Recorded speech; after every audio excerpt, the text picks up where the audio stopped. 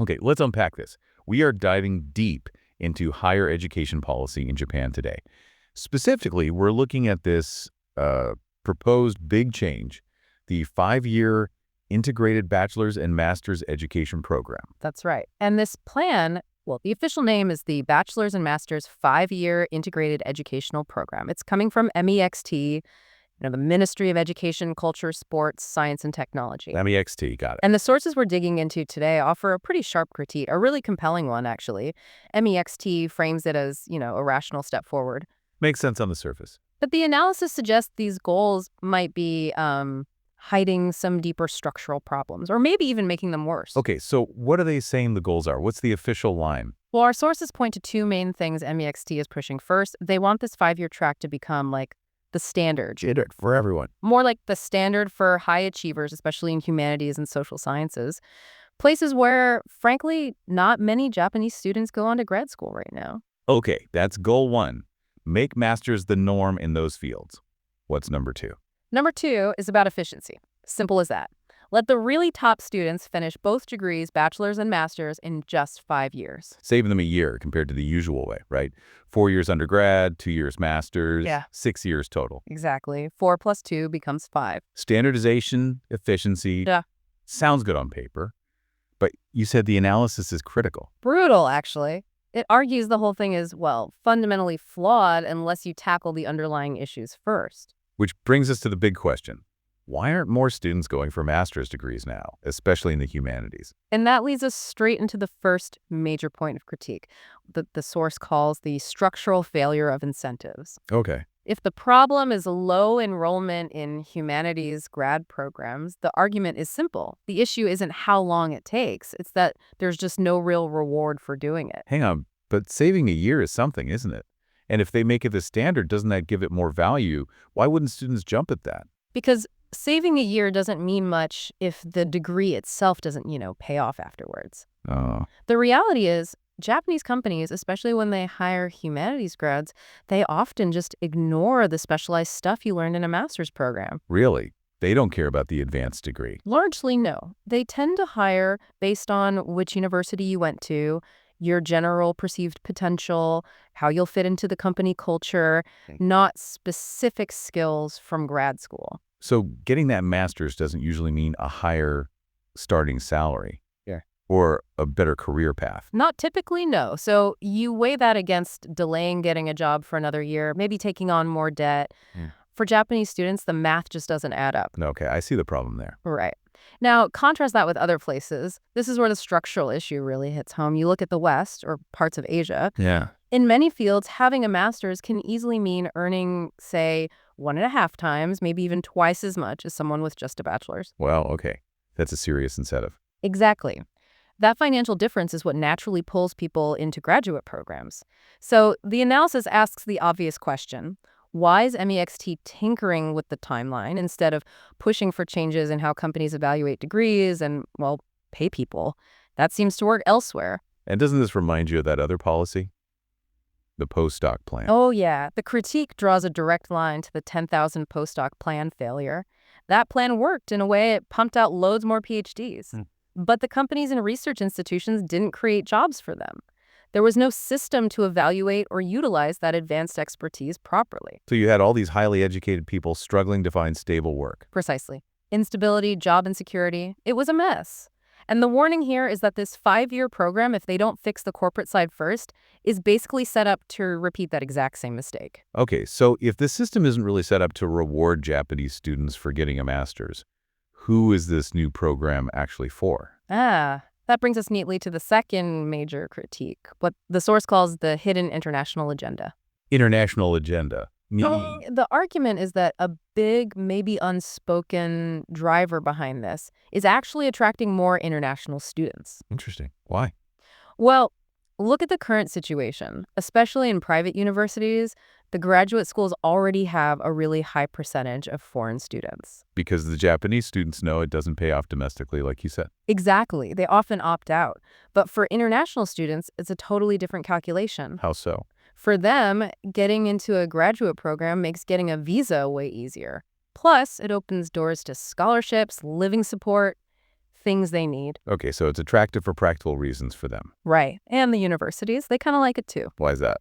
Because frankly, they don't have the same pressure to find long-term jobs in Japan for international graduates as they do for their domestic students. It's less work for their career centers. So let me get this straight.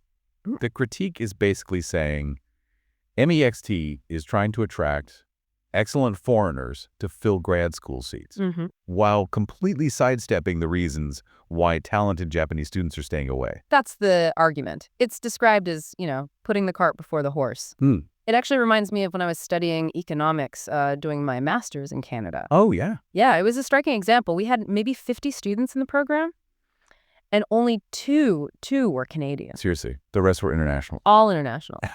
A huge chunk, maybe half, were from China. I remember sitting in one lecture, looking around. The professor was Chinese. Most of my classmates were Chinese. Everyone except me, basically. And the lecture was entirely in English. It was surreal. Wow. Yeah. That really paints a picture.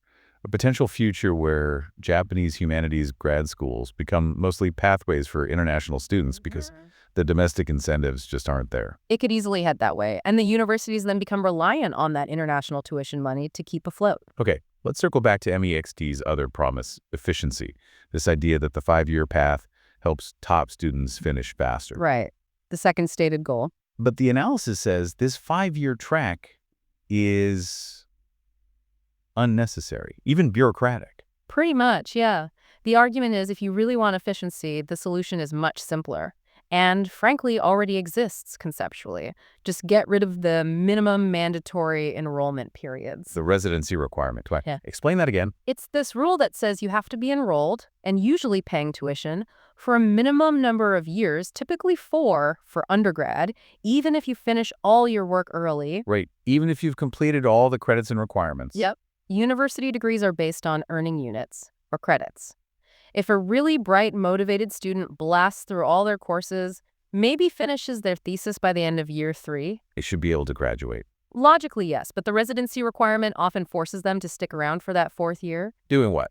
Often not much academically, maybe traveling, working part-time, but still officially enrolled, still paying tuition. It's just wasteful, both time and money. That seems incredibly inefficient, especially if the goal is efficiency. It is, and it makes you ask, why do these systems seem designed to hold back the high performers? The analysis hammers this point. Think about the economic costs. How so? You've got these sharp young people ready to enter the workforce. Let them start earning, start paying taxes, contributing to Social Security. Japan needs that, especially with the declining birth rate and shrinking workforce. So encouraging faster graduation for capable students is actually an economic plus for the country. Absolutely. But the current bureaucracy actively prevents it. It's baffling, really. Okay, this structural inflexibility, it seems to link directly to the last big critique area, right? The connection to how companies actually operate. Exactly. It all comes back to corporate behavior and why Japan's top talent might be looking elsewhere, like foreign firms. And there was some controversy mentioned about that, about national university grads working for foreign companies. Yeah, there's sometimes this political argument that, we educated you with public money, you should work for a Japanese company. But the analysis refutes that. Completely. Logically, it doesn't hold up. Foreign companies operating in Japan pay Japanese corporate taxes. Right. And their employees, who often earn more than they would at a traditional Japanese firm, pay higher income tax, contribute more to Social Security. Economically speaking, it's a net benefit for Japan when talented people work for high-paying foreign firms here. So if it's good for the country, why are domestic firms losing out on this talent? What's the core problem with them? The analysis uses a very pointed Japanese term, nui. It translates roughly as lukewarm, maybe too comfortable, not challenging enough. Lukewarm, Meaning these traditional companies often fail to give challenging work that matches the graduate's ability, or they don't offer pay that reflects that ability. Talent stagnates. It just sort of rots on the vine, professionally speaking. Because performance isn't really demanded or rewarded in the same way. Pretty much. And here's the kicker, something really counterintuitive. Yeah. The analysis points out that a major reason young, ambitious people quit these big Japanese companies is because they feel they aren't being pushed hard enough. They feel they aren't growing. They actively seek out environments they perceive as tougher, more demanding. Wow, they want more challenge, not less. Exactly. They want to develop their skills quickly, make a real impact. They don't want to be lukewarm. And there's another factor, too, isn't there? The gender issue. Yes, absolutely critical. The analysis is blunt. Japanese corporations still have significant barriers for women, especially in reaching management roles. So high-achieving female graduates see this. They see it clearly, and they often make a very conscious choice to join foreign companies, even if the work culture might be more demanding, because they perceive far fewer gender-based limitations on their careers. They're choosing meritocracy, basically. Okay, so let's try to wrap this up, synthesizing all these critiques. Yeah. This whole 5-year integrated program, it seems, well, fundamentally misguided. That's the core argument, yes. It appears to be more about filling university seats, potentially with international students, and propping up budgets. It's then about actually fixing the reasons why Japanese students don't see value in a domestic master's degree. Precisely. It doesn't address the lack of corporate rewards or the rigidities in the system. And the supposed efficiency gain. It's Yeah. kind of irrelevant if the real bottleneck is the mandatory enrollment period. Exactly. The focus, the analysis suggests, shouldn't be on creating new complicated tracks. It should be on removing the existing bureaucratic hurdles, like that residency requirement. Let talent move faster. Otherwise, changing the program without changing the corporate mindset around hiring, skills, and evaluation, it's just setting up another policy failure, like the Postdoc Plan. That's the warning. Real reform in education policy here seems to require deeper reform in society and corporations first. So the final takeaway for you, our listener, seems pretty clear. To really make the most of Japan's talent, whether they're men or women, domestic or international students choosing to stay the system, needs to stop actively hindering them and start rewarding their potential. Couldn't agree more. And maybe here's a final thought to chew on, building on all this. Imagine if Japanese corporations were genuinely forced to compete purely on merit and salary for talent, the way foreign firms operating in Japan essentially have to. How quickly do you think things would change? Domestic grad school enrollment, evaluation of skills, maybe even overall economic productivity, just something to mull over.